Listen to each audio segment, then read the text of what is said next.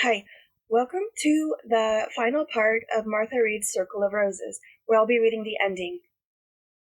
In the last part, Rose Cortez and her psychics were trapped in a prison cell by the Green Ghost, and they had another ghost go to get help. A figure walked past the door. "Hey," Violet yelled. They all yelled, but no one came, so rather sat calmly. It was getting late. "I'm ready for dinner," Violet said. "I only have water," Rose pointed out. "I brought candles, but there's nothing to cook over them," Lily told them. "I can wait a little longer to eat," said Violet. Rose dumped out her purse, and her lost bracelet fell out. "Is that your good luck bracelet?" Violet asked. "No, it's for protection. It's rose quartz.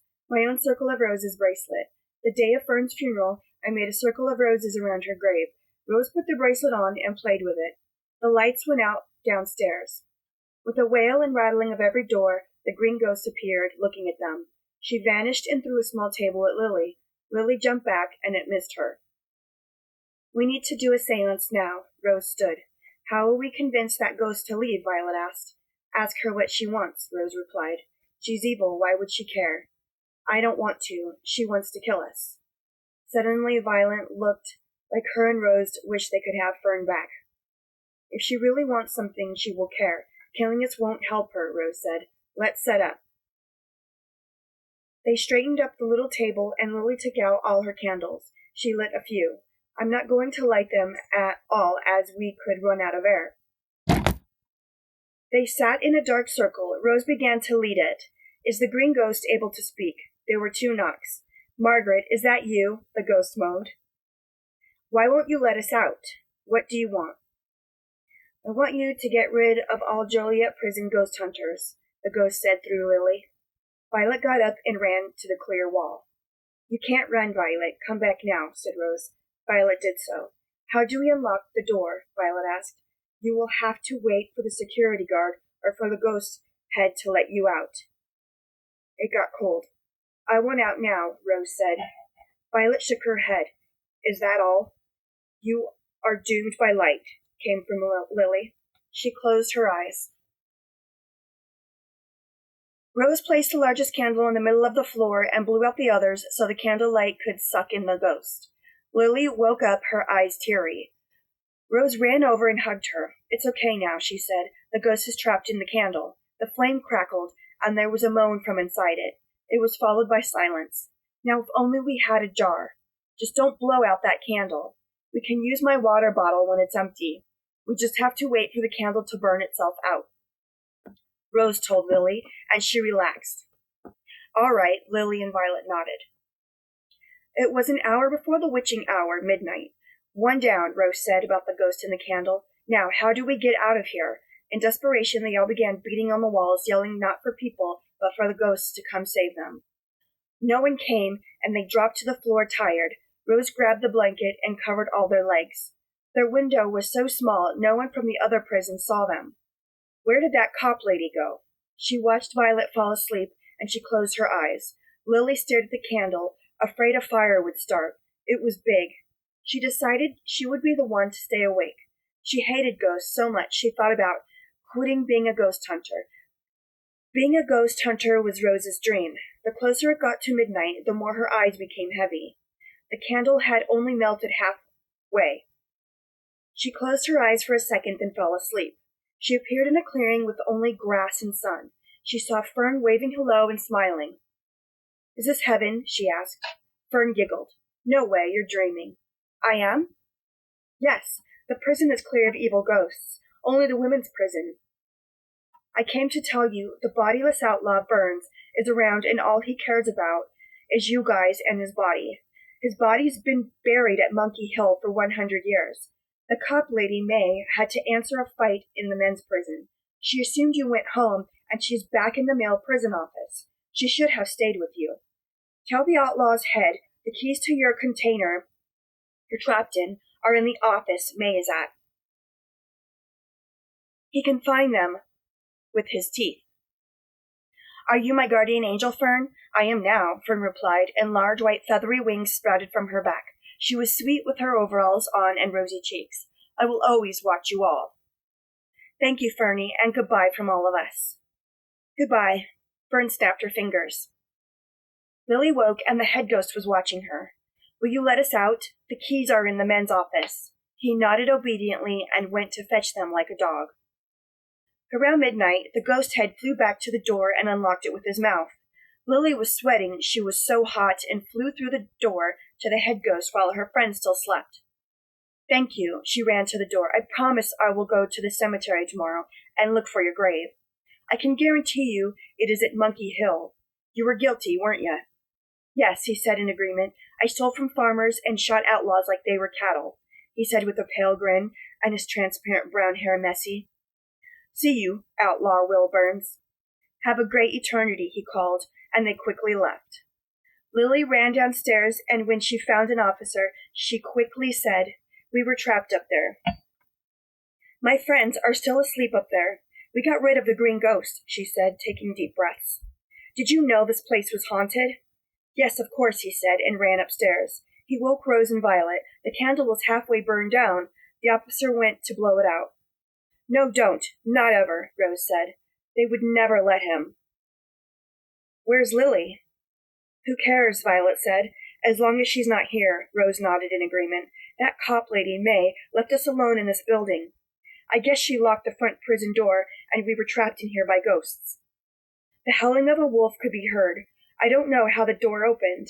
It must have been Lily, or the cleansing of that green ghost. Oh yeah, she was the worst one here. Her and that May. We believe she is the spirit of an officer who was killed by a psycho inmate in the men's ward not that many years ago. Thank God you're okay. Both girls widened their eyes in fright as he chewed his sugarless gum, his mustache largely annoying them. With that news, they ran out the door like jackrabbits, ready to knock over anything that got in their way, as the insane prisoners laughed. They were so hungry they went straight home and snacked and slept easily. Rose quietly snuggled her cat. Lily burst through her front door loudly to be greeted by her two daughters, Dana and Sylvie. Sylvie was 1 year older. The teenage, curly-haired, freckle-faced, 18-year-old babysitter entered. They stayed up because you were late. Okay, I'm going to get another job like waitressing. Are you available in the future? Sure, only Sylvie was quiet, but we both had fun. They were tired and trying to forget the night, so Rose's crystal shop did not open the next day. Rose and Victoria stayed home and cuddled their pets and chatted with family, while Lily spent time with her girls. It was good to be home, but Lily had a promise that she needed to keep. She went to look for the outlaw's grave. Not long after arriving, she found him, and 2 rows behind him was John Matthews. Lily brought her camera and took pictures to prove she was at his grave. She did not want to go back to Joliet, so she mailed them and addressed it to the ghost outlaw. Prison guards got a kick out of it. Rose lounged that next night on her beige couch with her cat. As he mewed and mewed that something was wrong, he began scratching at the couch. What's wrong, kitty? Rose asked. Footsteps could be heard in the garage. Then an awful voice was heard that repeated over and over, I don't want to be in there. It was Tara's. She wasn't resting. She was fine, she just refused. Rose wanted to say something, but didn't say anything. There were noises coming from the garage, then it slipped out. Well, where do you want to be? Rose asked quietly. In there with you, so I can tear you to pieces, and I will. Tara had gotten the word Teria from her name Tara. A purple lavender candle could be smelled as it burned. Rose felt safer that way and put on her rose quartz bracelet. It was peaceful again, but Tara's ghost was looking through the backyard window, and she began her walk to the crystal shop. Lily's and Victoria's house. She was glad the ghost was gone for now, and she sometimes heard stories of the ghost of Tara, a.k.a. the Bride of Frankenstein, walking on the road at night, standing in her old window, and passing through Rose's friends' mirrors. When she messed with Sylvie and Dana, that's when she would be fought again, if ever. None of the 3 psychics ever knew what became of the candle that contained the green ghost. Did they wonder? Yes, of course. Rose continued wanting to be a professional psychic detective. So that concludes the story, Circle of Roses, by me, Martha Wickham. That was the ending. I really enjoyed writing that one about Joliet Prison in Chicago. And they had the old women's prison shut down and turned into a haunted house. So I'm still, as of now, wanting to write more and more. It's kind of enjoyable, and wanting to write the next book in the series.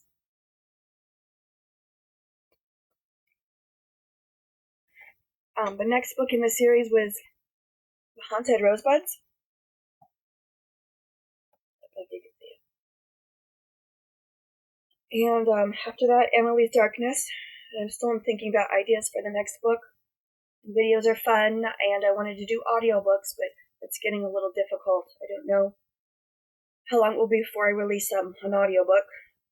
I wanted to do The Haunted Rosebuds, but I'm not quite sure how that's working out, between finding a studio and actresses, or if I read them or whatever. Not so easy right now.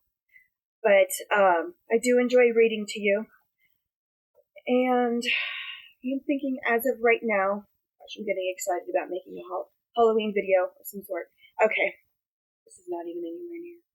Okay, so I'm going to read a little bit, maybe the first page or two of The Haunted Rosebuds, just to give you a taste of what this book is like. You can find all my books at Amazon. It was a good idea to try to become published by a major publisher, but as for now, I'm just self-publishing because it's faster. I like the creative control, and it's fun. So here's the first chapter 1 of The Haunted Rosebuds, and the Rosebuds are, of course, Lily's daughters. Lily is just her psychic name. Her real name is Lena, but her 2 kids, who are teenagers now, Sylvie and Dana, and they're the Rosebuds. Trying to form their own psychic group as children. So here's the start of that story, chapter 1. Sylvie and Myra sat in the bedroom of the spooky townhouse helping each other with homework. They were both having trouble in math and were planning to study and do their schoolwork together. It was 1991 and 15-year-old Sylvie needed help because her mother insisted. "What time are you supposed to go home?" she asked. "By 6 for dinner," Myra answered while her medium-length blonde hair fell in her eyes. She pushed it out of the way. Sylvie's mother, psychic Lena Langley, was downstairs in the kitchen cooking spaghetti for dinner. The aroma wafted through the hall, up the stairs, and into the room, and Sylvie closed the door. Her mother was still a psychic, working for Rose Cortez. She enjoyed it. Violet was there still, too. And they called themselves the Circle of Roses. That's why her daughters called themselves the Rosebuds, even though they were not psychics and were only 13 and 15. Dana sported short black hair and stood at 5 feet 2 inches, cute as a button but mean as an ox. She was the younger sister and had eyes so dark they looked black. Sylvie got the hazel eyes in the family with specks of green. The sky began to darken. Something scratched at the door. They looked at each other. She didn't have a dog. Dana cut it out. Myra giggled, and Sylvie went to the door. "Mom, we're coming right down," she said as she opened it. The scent of dinner hit her, but no one was there. The kitchen was close by, just below them, and her mother, Lena, a.k.a. Lily, could be heard downstairs. "Oh, crud. I need to go. It's getting dark," Myra said, getting up, shaking, quivering. "What was that?" "I don't know. It sounded like an animal. I'll ask my mom if she heard it." "I'll see you tomorrow at school." Still gripping the door, it felt very cold, and that September day was not cold outside. Myra went downstairs and went home. Sylvie traveled downstairs to see her mom. It seemed Dana wasn't home, and her mom was straightening up after doing yoga and meditation exercises. They helped her tap into her psychic abilities. "Mom, we heard scratching on the door just now. Do you know what it was? Did you hear it?" "No, I don't have any idea," Sylvie sighed. "Let me see," her mother said, and they both went upstairs. The door felt cool, and her big vanity mirror was hanging crooked. Nothing else was different. "There's nothing here." Lena grabbed the door and jumped back, letting go. The knob was freezing. "You're a psychic. You know about these things. Could it have been a ghost?" Sylvie asked. "Maybe. We'll see what happens. In the meantime, you can sleep with the door open and a nightlight on. Come down to dinner," her mother said, and headed down the stairs. "Where is Dana?" "She's spending the night at a friend's house." "There will be plenty left over for us. Come on, maybe we can watch a scary movie tonight together." Lena smiled at her daughter. She liked spending time with her daughter. She was a well-behaved one. Still unmarried in her late 30s, she sometimes wished she wasn't, but life was good. Dana was the dark one, but only a kid that needed some guidance. Lena was giving it to her the best she could and wanted to search for anything strange and belonging to the cult. It would happen that night after Sylvie went to bed. They had plenty of scary movies on tape. Sylvie grabbed a handful. "These are Dana's." Her mother took them and picked one. With all the lights off, they watched. It was a movie with a lot of monsters and ghosts. Sylvie had a hard time following it, but Lena could. The movie was also dark because it was nighttime and that's when they came out. A ghostly moan here, a knock at the door there. The frightening sound just kept coming when Sylvie realized they were now coming from upstairs.